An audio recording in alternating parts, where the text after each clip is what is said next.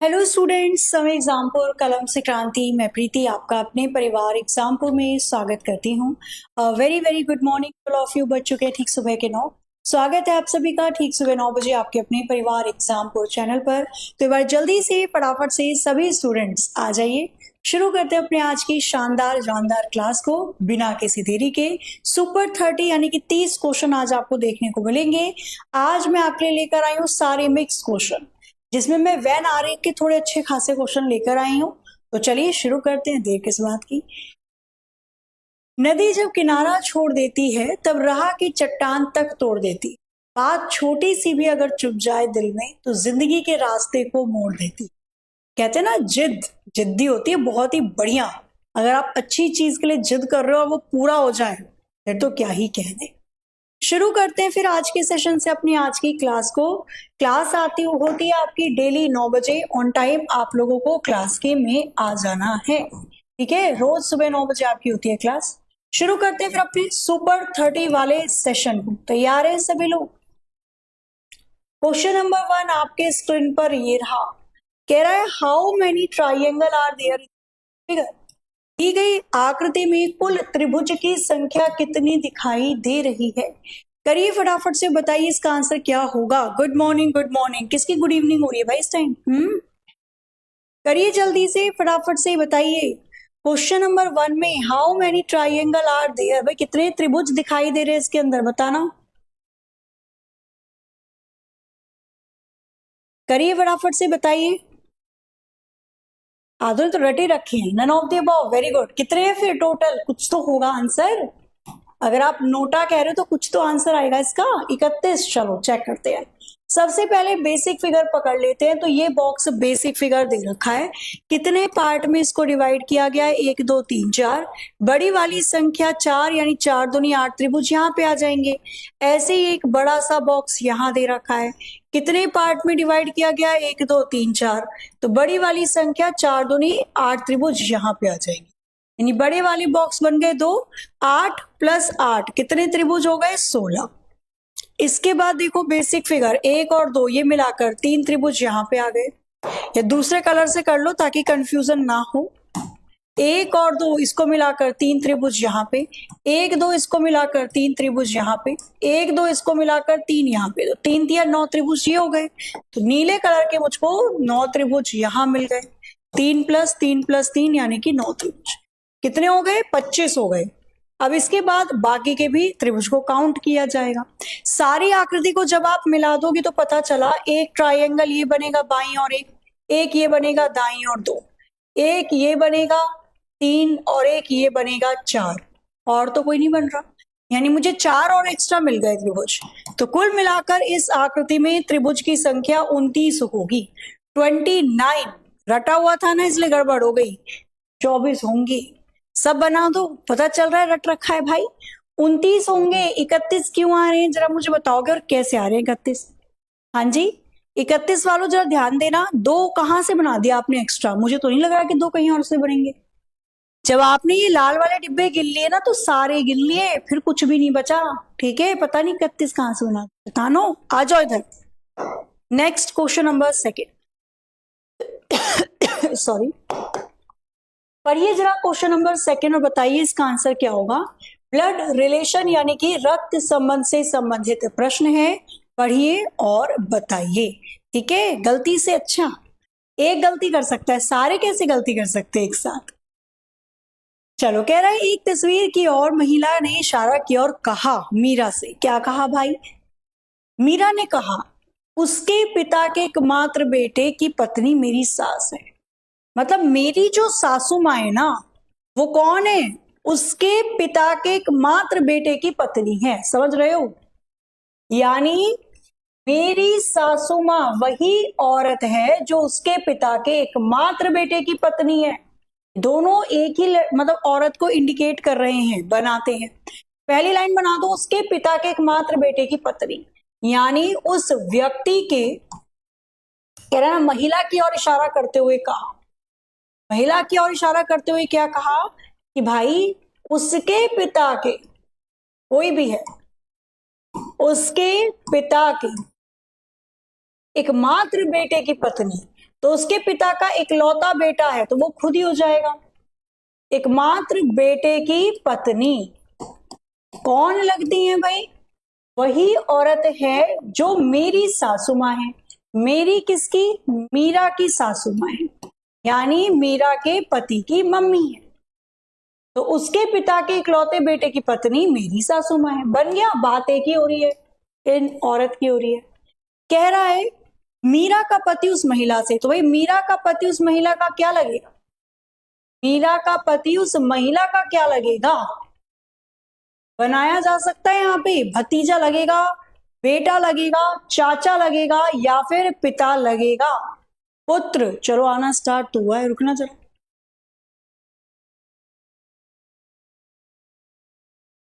उसने इशारा किया है किसकी तरफ? एक महिला की ओर इशारा करते हुए बोला है।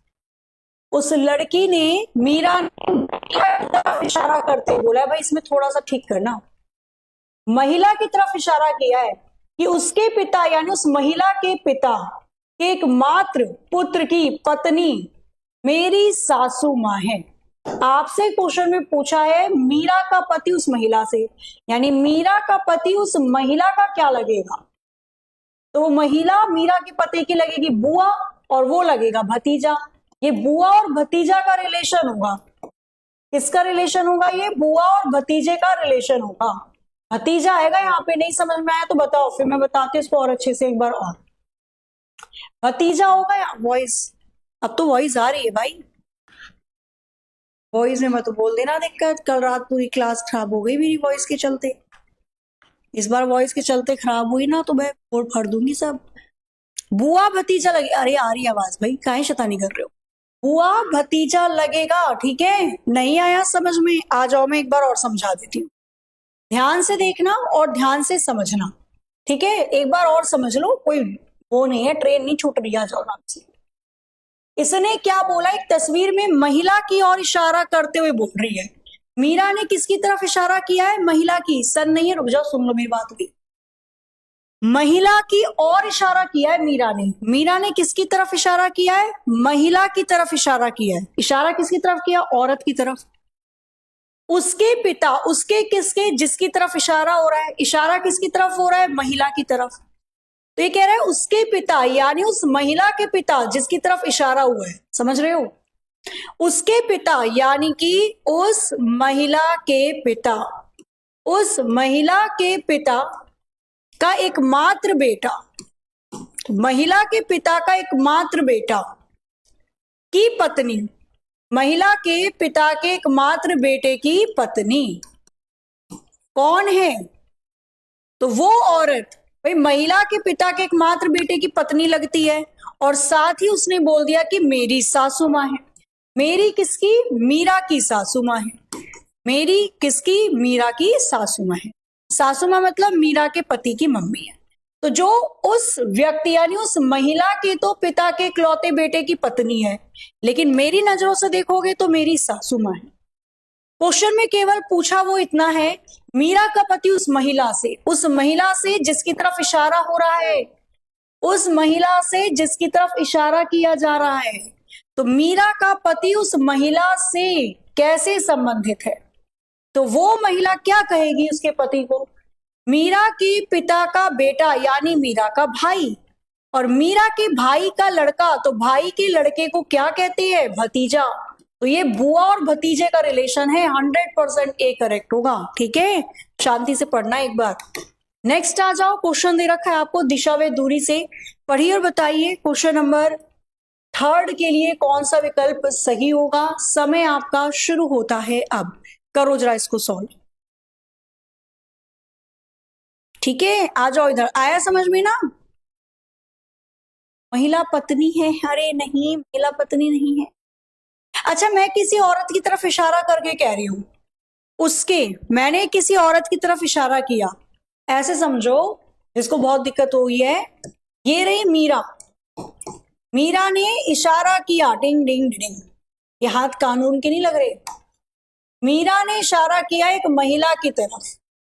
मीरा ने महिला की तरफ इशारा करके बोला कि भाई जो उसके पिता के इकलौते पुत्र की पत्नी है, मतलब इशारा तो महिला की तरफ कर रही है ना मीरा, वो वाला रिलेशन, समझे दया। आ जाओ क्वेश्चन नंबर देखो थर्ड। एक आदमी पूर्व की ओर चेहरा करके बैठा है, 270 डिग्री दक्षिणावर्त मुड़ता है, फिर दाएं ओर मुड़ लेता है, फिर एक दाएं मोड़ लेता है, अंत में 90 डिग्री वामाव्रत होता है। वह किस दिशा के सामना कर रहा होगा? इसने कहा, देखो क्वेश्चन में आपको स्टार्टिंग वाली डायरेक्शन दे रखी है और आपसे एंड वाली डायरेक्शन पूछ रहा है, क्लियर।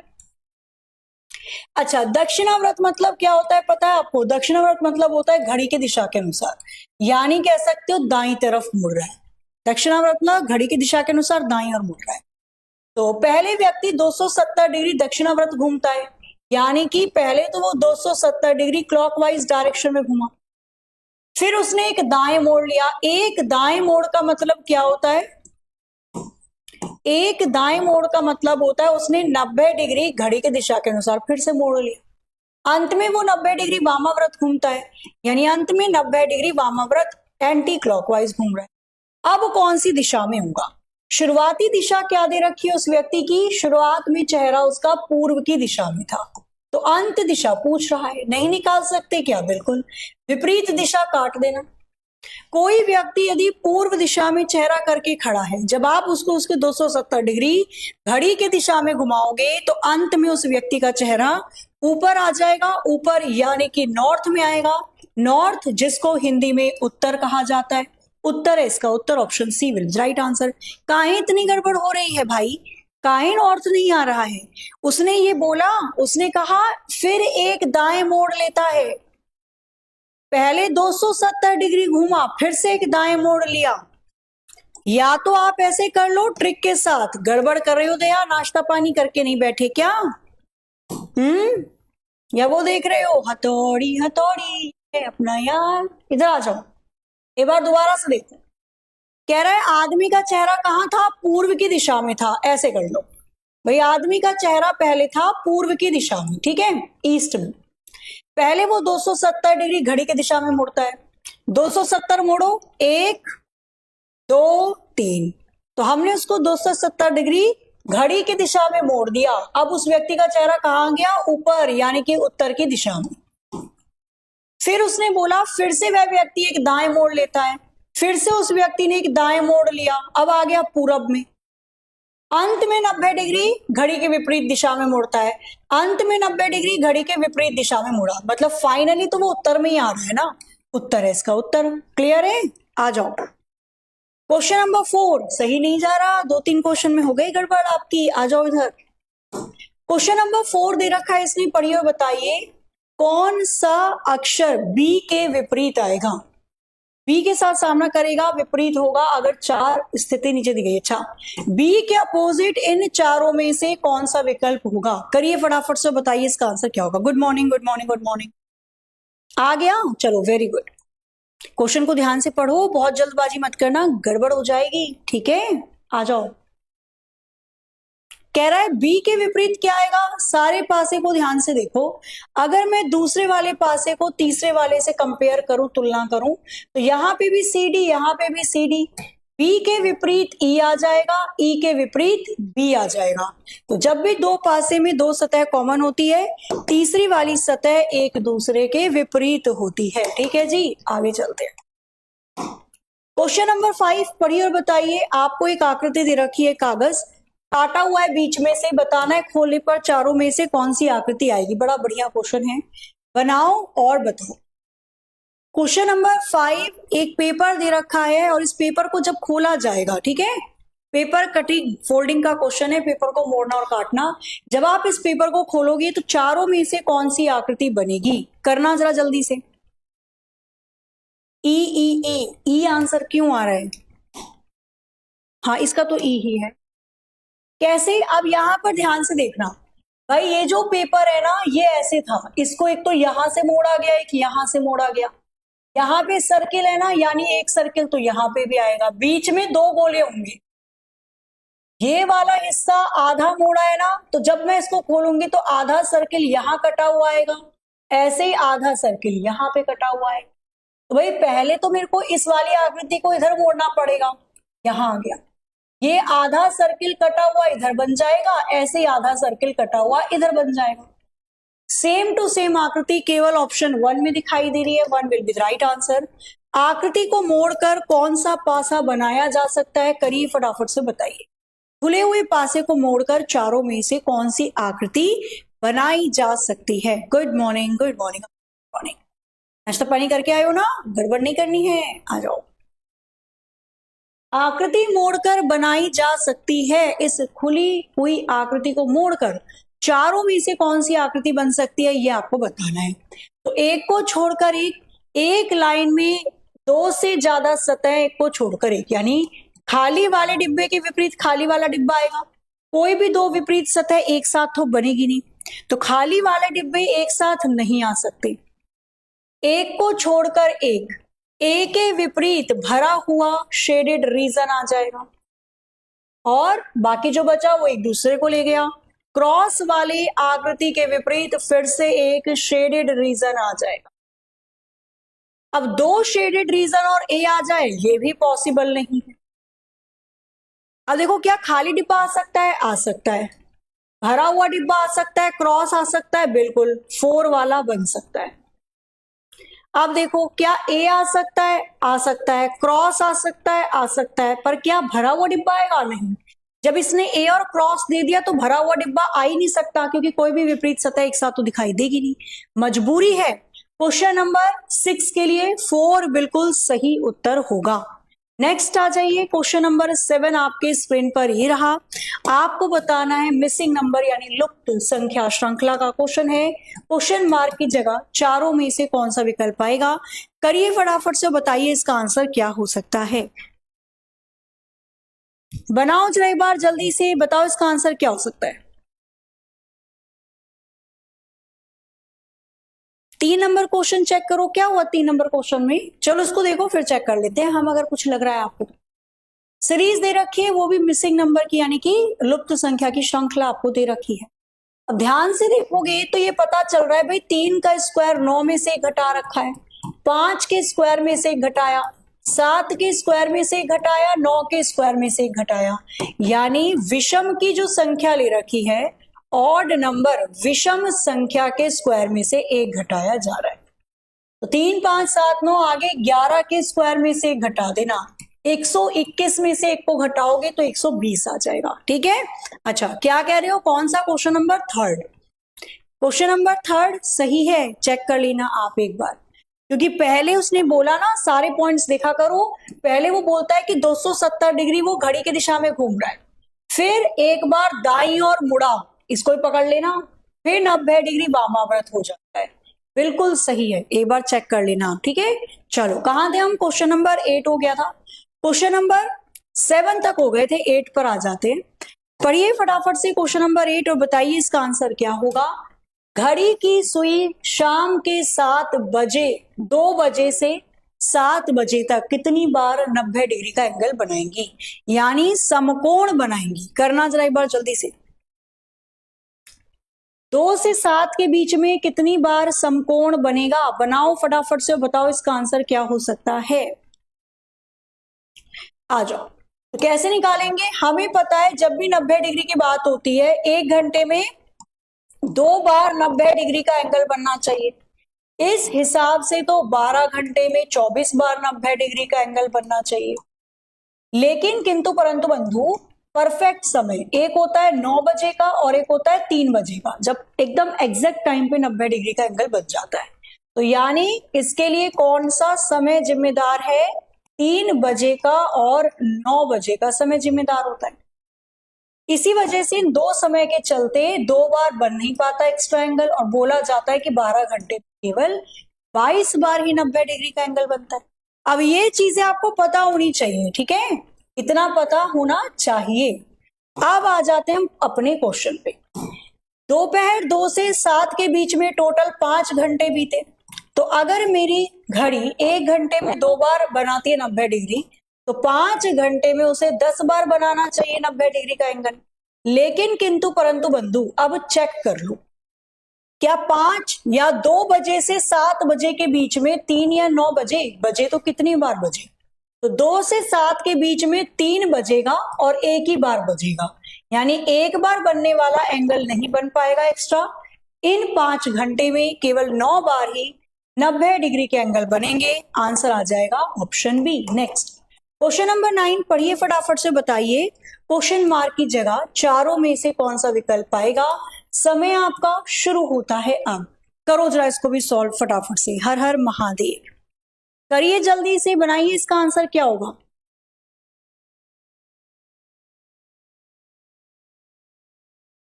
करो करो जल्दी से फटाफट से, बताओ इसका आंसर क्या होगा। A B C D.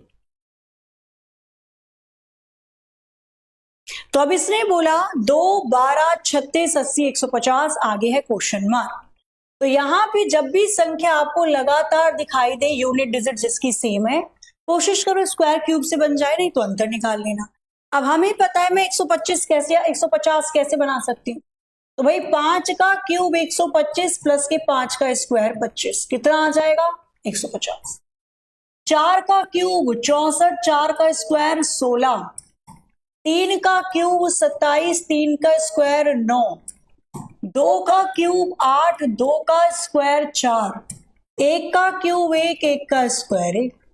चल रहा है मामला। अब यहाँ पे 6 के क्यूब में 6 का स्क्वायर जोड़, 6 का क्यूब 216 होता है, 6 का स्क्वायर 36 होता है, कितना आ जाएगा, ये आ जाएगा 252, यानी 252। Option C will be the right answer. Next देखो जरा क्वेश्चन नंबर 10, रैंकिंग पर आधारित प्रश्न आपको दिया हुआ है।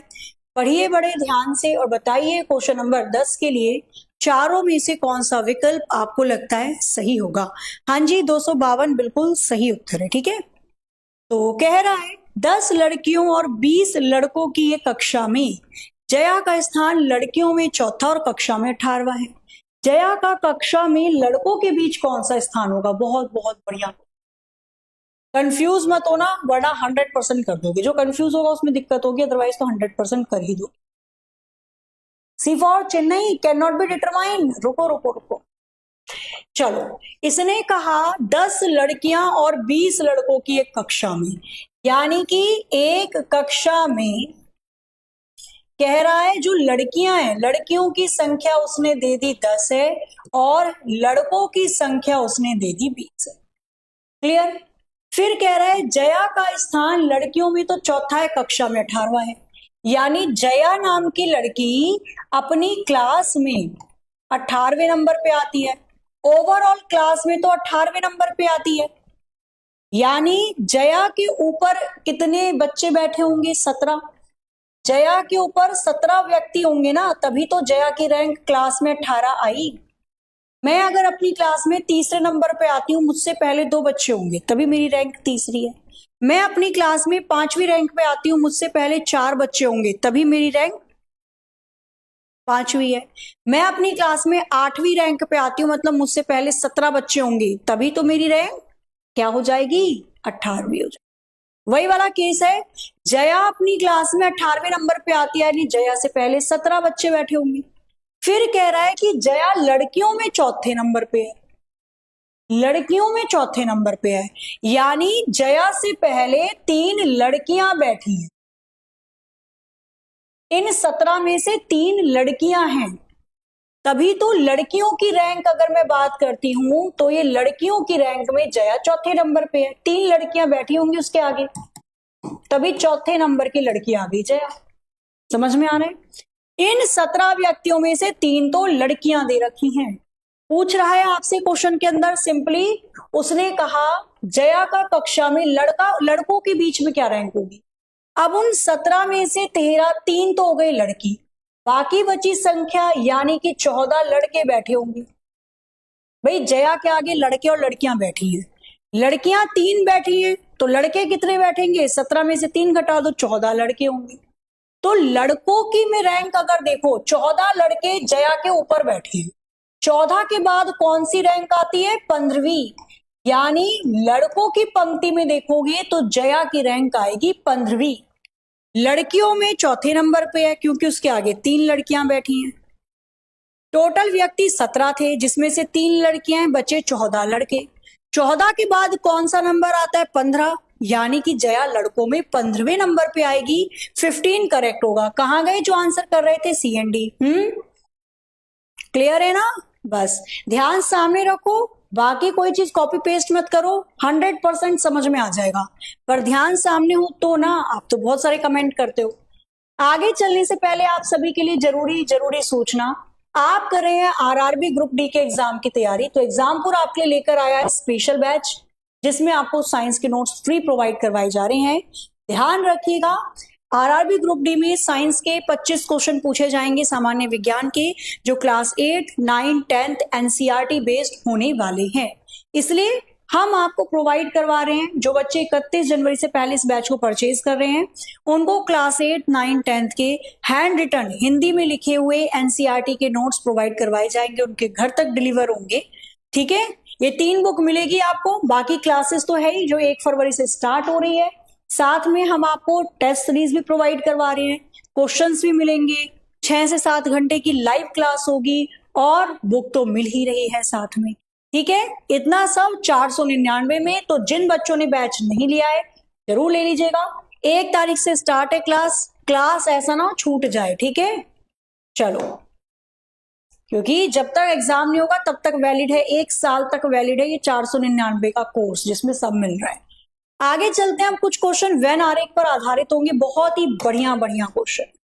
आपको एक डायग्राम दे दिया और उस डायग्राम पर संबंधित 2 प्रश्न दे रखे हैं। ठीक है, ध्यान रखना इसके बारे में। देखो यहां डायग्राम दे दिया और डायग्राम से रिलेटेड 2 प्रश्न है, क्वेश्चन नंबर 1, क्वेश्चन नंबर 2। आराम से दोनों को निकालो और मुझे आंसर बता दो। मैं आपको देती हूं 30 सेकंड का समय, आराम से निकालो, कोई दिक्कत वाली बात नहीं है।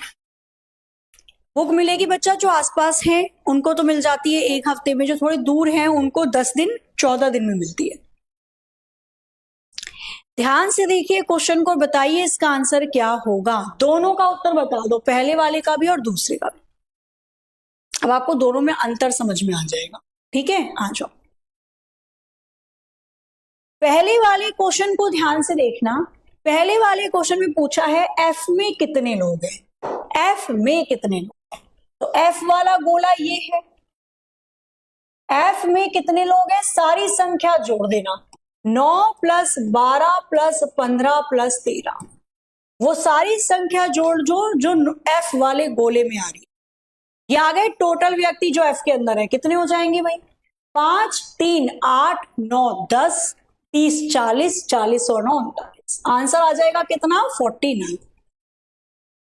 अब आपसे नेक्स्ट क्वेश्चन में क्या पूछा उसने पूछा सिर्फ एफ में कितने लोग हैं और किसी डिब्बे में ना है, केवल एफ में और किसी में ना हो, यानी केवल एफ वाले डिब्बे में कितने लोग हैं जो बाकी किसी में ना आते हो।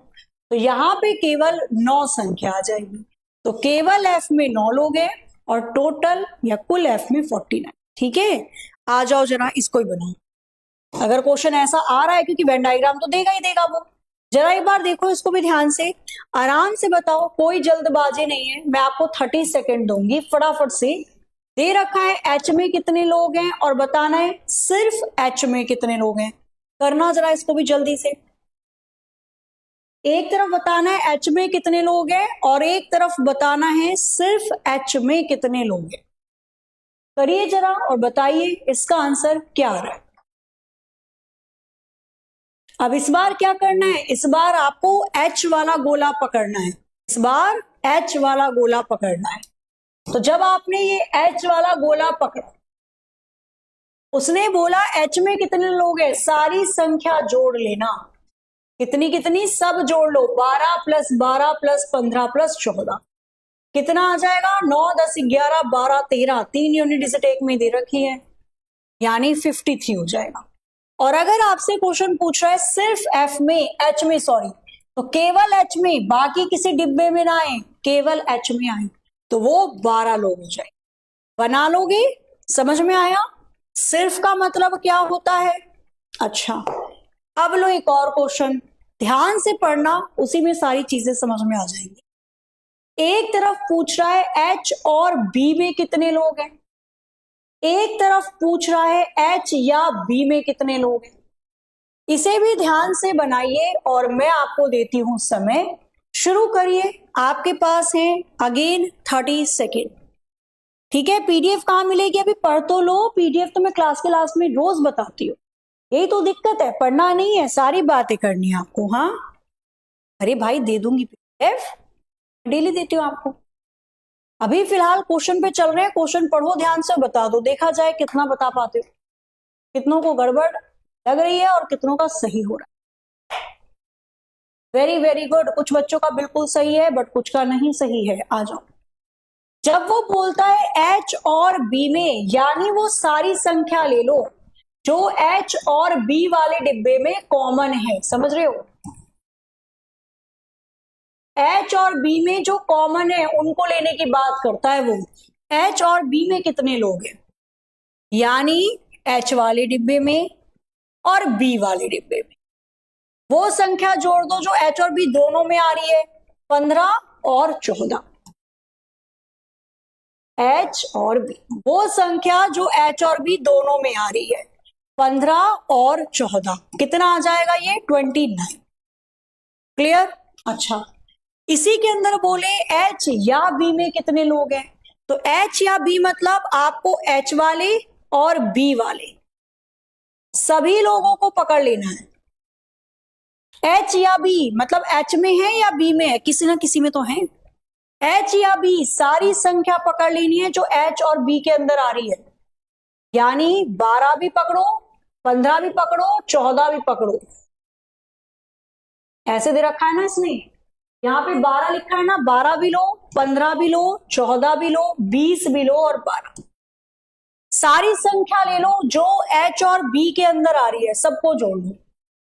तो पहले H जोड़ दिया हमने, कितने आ गए थे H के अंदर हमारे? 12 और 12 ये आ गए थे 24, प्लस 15 प्लस के 14, 4 4 8 5 13, 53 आ गए थे ना आई थिंक।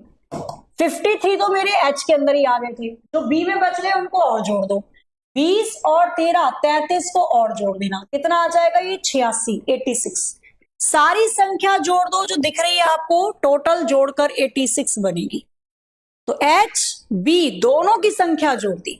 तो जब बोलता है H और B यानी कॉमन पकड़ना है, जब बोलता है H या B तो H और B सबको जोड़ देना है। ठीक है, चलो आगे आ जाओ। ऐसे अगर आपको यहां पर दे दिया जाए, फटाफट से बस पढ़िए और बता दीजिए जल्दी से।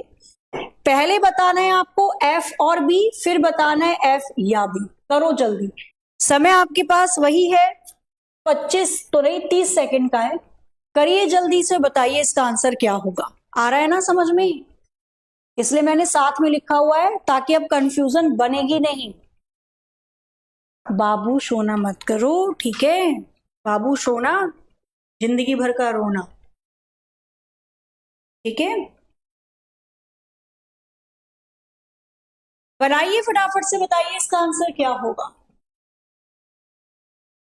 अब इसने बोला F और B में कितने लोग हैं, ठीक है? क्या कह रहा है? F और B, यानी कि वो कॉमन ले लो नंबर जो F और B में आ रहे हैं, कॉमन नंबर ले लो। तो F और B के अंदर कितने लोग हैं? कॉमन नंबर क्या है? 13 और 5। 13 और 5 नहीं, 15 को जोड़ेंगे तो आ जाएगा 28। तो F और B में कॉमन तो 28 है। अब उसने बोला F या B, यानी F या B सारे नंबर जोड़ लो जो F में भी आ रहे हैं और जो B में भी आ रहे हैं। कौन कौन से नंबर हैं जो F में भी है, B में भी है? तो 9 12 ही पकड़ लो, जोड़ के कितना आ रहा था इन सबको? 5 6 7 8, 5 6 7 ये आ गया था जोड़ के 40 और 4 ये तो 49। F वाले 49 आ गए, B के अंदर और एक्स्ट्रा कितने हैं? 20 और 14, जो कॉमन है एक ही बार जोड़ना। तो 20 और 14 कितने आ जाएंगे? 34। ऐड करके कितने आ गए? ये आ गया 3 हासिल 8, 83 आया ये भी। इतना ही बन रहा है, कितना आ गया? F और B भी तो 83 आ रहा है। बस समझ में आ रहा है ना, बना लोगे बढ़िया तरीके से क्वेश्चन को। चलो, इसी के अंदर पूछ लिया कुल कितने व्यक्तियों की संख्या चित्र में दिखाई गई है। इस चित्र में टोटल नंबर ऑफ पर्सन कितने हैं? How many number of person are there in the given figure. दी गई आकृति में कुल व्यक्तियों की संख्या कितनी दिखाई दे रही है? करिए जरा फटाफट से, बताइए इसका आंसर क्या हो सकता है। बनाइए, बताइए इसका आंसर क्या होगा। 98, 95, 83, 87, यानी सारी संख्या जोड़ लो जो दे रखी है चित्र में। कुल कितने व्यक्ति की संख्या चित्र में दिखाई गई है? कुल व्यक्तियों की संख्या। तो यहां पे मैंने एफ वाला गोला जोड़ा, कितने मिल गए थे मुझको यहाँ पे? 15 और 12, 27, 3, 30, 40, 49 तो आ गए थे मेरे एफ में। बचे हुए एच के पकड़ लो, तो एच में 12, 14, एच और 20 सबके पकड़ लो, ठीक है। तो 12, 14, 20 को और एक्स्ट्रा जोड़ दो, 4, 5, 6 आ जाएगा, 2, 3, 4 आ जाएगा, यानी कि 46 हो गया। इसने पूछा है कुल व्यक्ति जो दिखाई दे रहे हैं इसमें, कुल व्यक्तियों की संख्या जो दिख रही है इस आकृति के अंतर्गत। चलो अब इसमें क्या आ जाएगा, इसमें ये 5 लोग भी तो अलग से दिख रहे हैं, बट ऑप्शन में दे नहीं रखा कुल व्यक्तियों की संख्या जो चित्र में दिखाई गई है, तो इसको छोड़ देना भी साइड में। हालांकि 5 होना चाहिए था, बट चलो अभी दिया नहीं है तो जोड़ लो। कितना आ रहा है? 9 और 6 आ जाएगा आपके पास, 15 एक हासिल, 4, 4, 8 और 1, 9 आ जाएगा। टोटल व्यक्ति 95 आएंगे, ठीक है। चित्र के अंदर तो 95 है। सपोज ऑप्शन में 100 देता तो हम 100 ही करते, क्योंकि 5 ये भी है ना अलग से, इसको और गिन लेते। फिलहाल दिया नहीं है तो अभी 95 ही होगी, ठीक है। चलो आगे आ जाओ। बस इसके बाद 2-3 क्वेश्चन और है, 2-3 क्या, आई थिंक ये लास्ट ही है, फिर आपका वैन आरेख होगा डिजाइन वाला स्टार्ट। ध्यान से देखिए इस वाले क्वेश्चन को और बताइए। आकृति को देखो, फुटबॉल, हॉकी और रग्बी दे रखी है, ठीक है। कितने छात्र हॉकी और फुटबॉल खेलते हैं? अब समझ गए ना आप, कॉमन वाला कौन सा पकड़ना है और सारी संख्या कौन सी पकड़नी है। अब गड़बड़ नहीं करना है। करिए जरा एक बार फटाफट से, बताइए इसका आंसर क्या होगा। टेस्ट सीरीज में गड़बड़ है, एरर फ्री टेस्ट सीरीज करिए, कुछ करिए। ओके एसके सूर्य में एक बार देख लेती हूँ, ठीक है। अगर है ना तो उसको एक बार मैं चेक कर लेती हूँ। आंसर आना स्टार्ट हो चुका है, 45, 45 आ जाओ। कह रहा है हॉकी और फुटबॉल खेलते हैं। हॉकी और फुटबॉल यानी दोनों खेलने वाले, हॉकी और फुटबॉल। हमें कॉमन लोग गिनने हैं हॉकी और फुटबॉल में। हॉकी के अंदर कॉमन व्यक्ति और फुटबॉल के अंदर कॉमन व्यक्ति क्या दे रखा है? 14 और 31। दोनों संख्या को जोड़ दो, कितने आ जाएंगे ये? 45। कितने लोग हॉकी और फुटबॉल दोनों खेल रहे हैं? 45। आगे आ जाओ। कितने छात्र हैं जो हॉकी, फुटबॉल और रग्बी खेलते हैं, यानी तीनों गेम खेलने वाले, हॉकी भी खेल रहे हैं, फुटबॉल भी खेल रहे हैं, रग्बी भी खेल रहे हैं। रग्बी पता है कौन सा गेम है? देखा तो होगा, जहां तक मुझे लग रहा है आप सभी ने देखा होगा, मूवी वगैरह में देखा होगा, बट भूल गए होंगे, देख लो। रग्बी कौन सा गेम होता है जिसमें ये लेके हाथ से भागा जाता है? ये रहा रग्बी, ये गेम देखा है। बॉल को लेकर हाथ से भागते हैं, जैसे फुटबॉल में पैर से खेलते हैं ना, छीना जाता है बॉल, ऐसे ही वो हाथ से लेकर भागते हैं, ये रग्बी होता है। ओके चलो, तो हॉकी, फुटबॉल, रग्बी तीनों गेम को खेलने वाले, यानी वो लोग जो हॉकी भी खेल रहे हैं, फुटबॉल भी खेल रहे हैं, रग्बी खेल रहे हैं, वो संख्या जो तीनों में कॉमन आ रही है कितनी आ जाएगी? 31। तो वो संख्या जो तीनों के अंतर्गत कॉमन आ रही है कितनी आ जाएगी? 31। आगे आ जाओ, बस एक लास्ट होगा इसके अंदर, फिर आपका स्टार्ट हो जाएगा और आगे वाले क्वेश्चन, वो भी बहुत बढ़िया बढ़िया क्वेश्चन हैं। देखना जरा ध्यान से, बताओ स्कूल में कुल छात्रों की संख्या कितनी है? There are total number of students in school. School में टोटल व्यक्तियों की संख्या या छात्रों की संख्या, स्टूडेंट्स के नंबर कितने दिखाई दे रहे हैं? 85, 80, 95, 54। करिए फटाफट से, बताइए इसका आंसर क्या हो सकता है। Total number of students are there in school, यानी अब सारी संख्या जोड़नी है आपको, सारी संख्या जोड़ लो। रग्बी वाले भी जोड़ लो, सारी संख्या जोड़ लो जितनी दे रखी है। कितनी दे रखी है भाई? 17 और 3 आ जाएगा 20, 51 और 5 56 तो हो गई ये, प्लस 14, 4 18 और 5 23 हो गए ये। क्लियर? सारी संख्या को जोड़ लो, 6 और 3 आ जाएगा 9, 5 2 7। एक व्यक्ति ये भी तो है जो बेचारा कुछ भी नहीं खेल रहा, पर है तो स्कूल का ही हिस्सा। कुल मिलाकर कक्षा में छात्रों की संख्या 80 आ जाएगी। 80 विल बी राइट आंसर, ठीक है। चलो आगे अब आते हैं कुछ वेन डायग्राम के क्वेश्चन है, फटाफट से देखते के साथ ही इनको भस्म करते चले जाना। क्वेश्चन नंबर दे रखा है 1, वुमेन सिस्टर टीचर, स्त्रियां बहनें शिक्षक, तीनों के बीच में कौन सा वेन डायग्राम बनाया जा सकता है? करो जल्दी से। स्त्री बहनें शिक्षक, तो दुनिया में जितनी भी बहनें हैं सारी की सारी बहनें वुमेन होती हैं, ठीक है, केयरिंग होती हैं बहनें। दुनिया में जितनी बहनें हैं वो सब स्त्रियां हैं। अब कुछ बहनें शिक्षक होती हैं, कुछ स्त्रियां शिक्षक होती हैं, तो जो वैनारिक बनना चाहिए वो ऑप्शन 4 की तरह बनना चाहिए तो ज्यादा सही होगा। शिक्षक, लेखक, संगीतकार, तीनों के बीच में कौन सा वेन डायग्राम बनेगा? क्वेश्चन ऐसा हो तो जल्दी ही निपटा दो, ठीक है। दे रखा है शिक्षक, लेखक, संगीतकार, तीनों के बीच में कौन सा वैनारिक बनेगा? A B C D. तो तीनों में कुछ कुछ होता है, कुछ शिक्षक संगीतकार हो सकते हैं, कुछ संगीतकार लेखक हो सकते हैं, कुछ लेखक शिक्षक हो सकते हैं, तीनों के बीच में कुछ कुछ होता है। नेक्स्ट आ जाओ, दे रखा है इसने क्वेश्चन नंबर 3 पढ़िए, बताइए। कजन, भतीजी और महिलाएं, कजन, नीस और वुमेन, तीनों के बीच में कौन सा रिलेशन बनाया जा सकता है? करो जरा एक बार जल्दी से। अरे थैंक यू सो मच चेतना, बढ़िया से सिलेक्शन लेकर आओ, इससे अच्छी टी शर्ट दिला दूंगी आपको। बनाइए जरा एक बार फटाफट से, बताइए इसका आंसर। क्वेश्चन नंबर 3, कजन, भतीजी, महिला, तीनों के बीच में कौन सा डायग्राम बनेगा? अच्छा आपको पता है कजन किसको कहा जाता है? कजन कहते हैं चचेरी लड़की, है ना, चचेरी लड़का या लड़की, चचेरे भाई बहन, ममेरे भाई बहन, फुफेरे भाई बहन, नहीं मौसेरे भाई बहन। भतीजियों को तो कजन कहेंगे नहीं, है ना, भतीजियां अलग होती हैं, भाई की लड़की भतीजियां अलग होती हैं भाई, तो कजन अलग होते हैं जो आपके चचेरे ममेरे फुफेरे लगते हैं, भाई या बहन। भतीजियां अलग होती हैं, ये तो आपकी भाई की लड़कियां हो जाएंगी, लेकिन दोनों में कॉमन महिला हो सकती है। तो कुछ महिला कजन होती है, कहते हैं ना ये मेरी कजन है। आपने जब पढ़ा होगा अंग्रेजी के अंदर कजन के साथ ब्रदर एंड सिस्टर नहीं लगाते, ही एंड शी लगता है, ही इज माई कजन यानी लड़का है, ही तो लड़के के लिए लगता है, शी इज माई कजन यानी लड़की है, शी तो लड़की के लिए लगता है, कजन के साथ ब्रदर सिस्टर नहीं लगता। तो कजन लड़का भी हो सकता है, लड़की भी हो सकती है।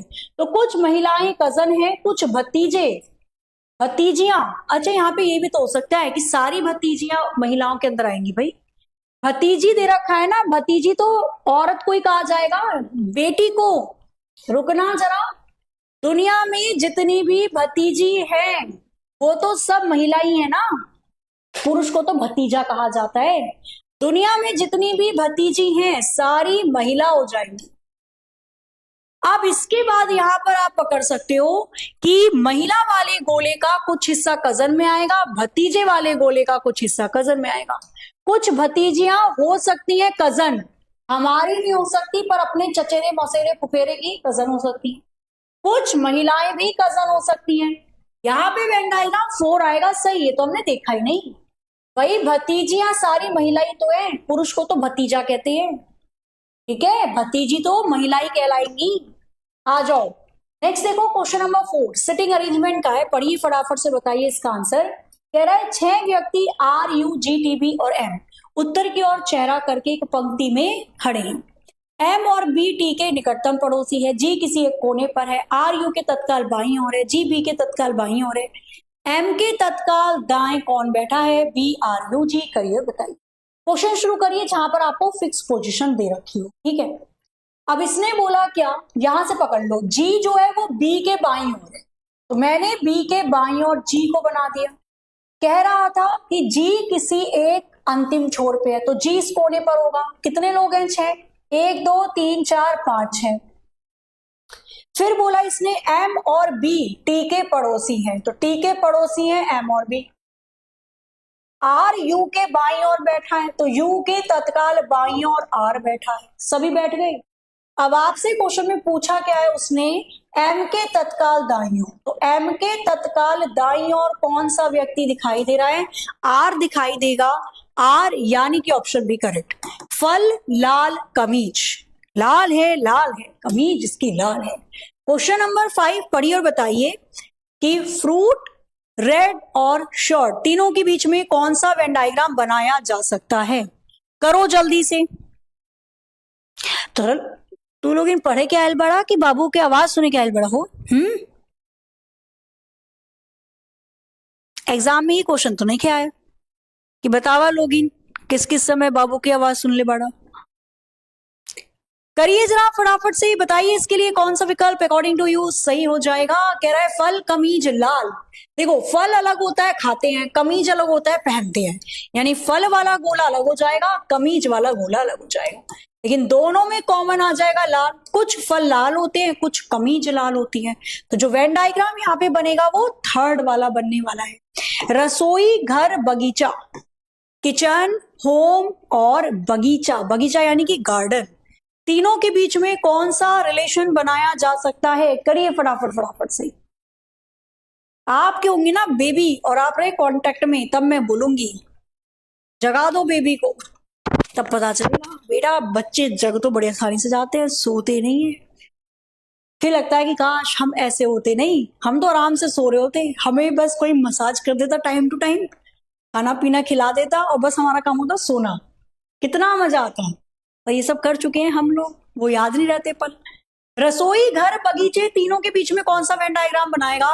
तो भाई जो रसोई होती है वो घर के अंदर होती है, सारी की सारी रसोई होगी तो घर के अंदर ही। बगीचा घर के बाहर होता है, गार्डन घर के अंदर थोड़ी ना होगा, घर के बाहर होगा। फोर्थ करेक्ट हो जाएगा। नेक्स्ट क्वेश्चन नंबर 7, दर्पण प्रतिबिंब पढ़िए फटाफट से बताइए।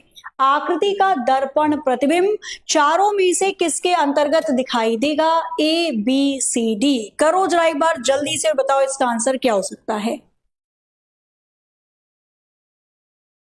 करिए जरा एक बार जल्दी जल्दी से बताइए इसका आंसर क्या होगा। अब इस आकृति की दर्पण प्रतिबिंब, तो जो आकृति दर्पण के बाईं ओर जितना करीब है दाईं ओर बना दो। वही आकृति दे रखी है कुछ कुछ ऐसी, ठीक है, और यहां पे उसने जो भी शेप बनाने का मन था उसको बना रखा है, ठीक है, जो भी शेप उसका बनाने का मन था। एरो नीचे से ऊपर की तरफ मिरर की तरफ आ रहा है इस तरीके। ऐसी आकृति हूबहू इन चारों में से किसके अंदर दिखाई दे रही है? तो भाई यहां एरो ऊपर जा रहा है, नहीं हो सकता। एरो थोड़ी सी तिरछी लाइन होगी टेढ़ी करके, एरो इधर की साइड जा रहा है, ये भी नहीं हो सकता। हमें कोने से मिला है लाइन, तो कोने से ही कटेगी। यहाँ बीच से लाइन काट रही है, ये नहीं होगा। कोने से लाइन कटती हुई आएगी, केवल ऑप्शन बी में दिखाई दे रही है। B will be the right answer. Question number 8 ये मैं दूंगी आपको आज के लिए होमवर्क, जिसका आंसर आप सभी को करके बताना है। बाकी मैं पीडीएफ दे रही हूँ, अगर आपको किसी क्वेश्चन में कुछ लग रहा है आराम से बनाओ और उसके बाद मुझे बता दो, ठीक है। क्वेश्चन क्या है? अगर नीना कहती है अनीता के पिता रमन मेरे ससुर महिपाल के इकलौते बेटे हैं, तो बिंदु जो अनीता की बहन है महिपाल से कैसे संबंधित होगी? भांजी, बेटी, पत्नी या इनमें से कोई नहीं। ये वाला क्वेश्चन आपके लिए रहने वाला है होमवर्क, ठीक है। अब मैं आपको बता देती हूँ कि मैं आपको पीडीएफ कहाँ पे प्रोवाइड करवाती हूँ, ये सारी डिटेल। बाकी जिन बच्चों ने अभी तक ग्रुप डी का स्पेशल बैच नहीं लिया है वो 31 जनवरी से पहले परचेज जरूर कर लेना, ताकि आप 1 फरवरी की क्लास लाइव ले सके, क्योंकि बहुत सारी चीजें जो फर्स्ट या सेकंड क्लास में डिस्कस की जाती है आपसे एप्लीकेशन के, ठीक है। और 31 जनवरी से पहले अगर आप बैच ले रहे हो तो आपको ये 3 बुक सामान्य विज्ञान हैंड रिटन नोट्स हिंदी में लिखे हुए 8, 9, 10 प्रोवाइड करवाए जाएंगे। क्लास हो गई 28 जनवरी, देख रहे हो कितनी जल्दी जल्दी दिन बीत रहा है, ठीक है। क्लास की पीडीएफ मैं आपको देती हूँ टेलीग्राम ग्रुप पे। कोशिश ये रहती है कि क्लास को खत्म होने से पहले पहले मैं आपको पीडीएफ प्रोवाइड करवा दूं।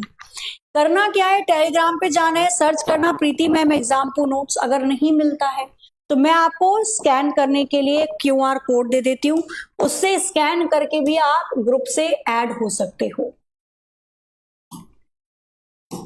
ठीक है। एग्जामपुर का ग्रुप है, मेरे नाम से है, तो मेरी सारी पीडीएफ आपको यहीं पर प्रोवाइड होंगी। ये रही, मिल गई पीडीएफ।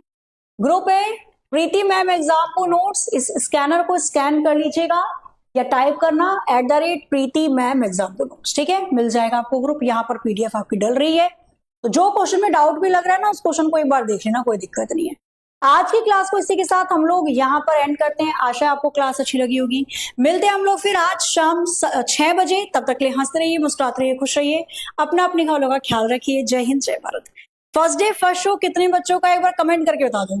4 फरवरी को कितने बच्चों का एग्जाम है, कमेंट करना जरूर। जय हिंद, जय भारत।